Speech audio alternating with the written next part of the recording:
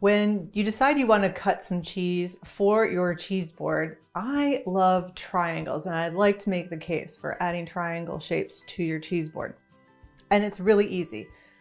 The first way that is the easiest is when you get your block of cheese, it comes in a triangle shape, because then you just have to cut it this way. Let me show you how that works. So let me stop there. You can use a knife and you can cut off this rind.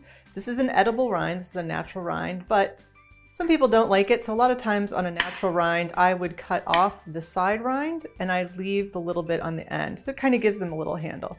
So I can cut it with that. But if I want nice even slices, what I would do is use something like this little cheese slicer, and it cuts it like butter. It's so great. And every little slice gets a nice little slice there. You can get them even. It's just so beautiful. So that's the easiest way to do your triangle slices, is to start with a piece of cheese that is a triangle.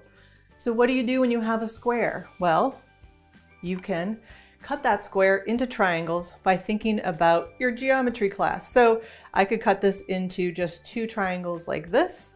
And I could also cut this, I'm going to cut it this way, and we're going to make long, skinny little triangles. Now, this is great. I've got a little crack in my cheese. This is just like the natural part of the cheese. You know what that problem is? It's like, I'm going to have to eat that part, which is totally fine.